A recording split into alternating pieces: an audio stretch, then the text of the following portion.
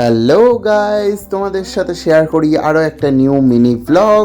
সকলকে জানাই শুভ উল্টো রথযাত্রা। আর সেই উপলক্ষে আমরা এখন সন্ধ্যাবেলা বেরিয়ে পড়েছি আমাদের পাড়ার পাশের পাড়ায় যে রথটা হয় সেই রথটা দেখার জন্য। মানে এটা অ্যাকচুয়ালি কৃষ্ণনগরের ঘূর্ণি এলাকার রথ, আর এই রথটাই আমরা ছোটোবেলা থেকে দেখে আসছি।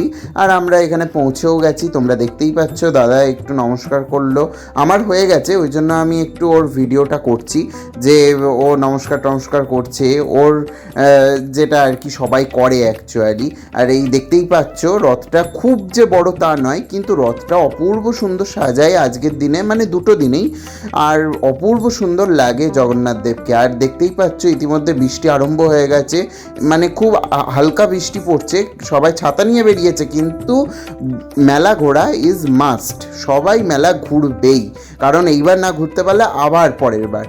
তো একে একে আমরা এখানে রথ দেখা হয়ে গেল, জগন্নাথ দেবকে দর্শন হয়ে গেল। তারপর আমরা এখন বেরিয়ে পড়েছি খাওয়ার জন্য। প্রথমে ফুচকা খেলাম, তারপর হাঁটতে হাঁটতে চলে গেলাম, মানে যাচ্ছি অ্যাকচুয়ালি। ফুচকাটা সত্যি বলতে খুব একটা ভালো লাগেনি।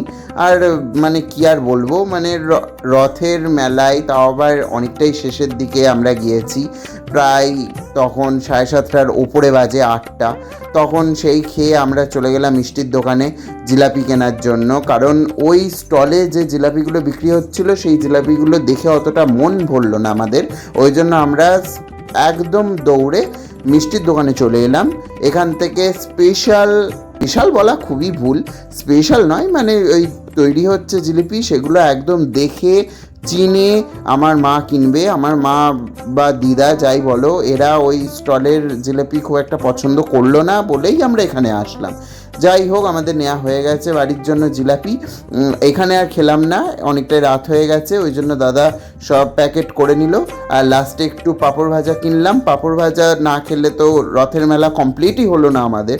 সো এখানে আমরা সবাই মাথা পিছু একটা করে পাঁপড় ভাজা কিনলাম এবং সেটা খাওয়া শুরু করলাম। আর এখানে দেখতেই পাচ্ছ আমার অবস্থা, বৃষ্টিতে অর্ধেক ভিজে গেছি।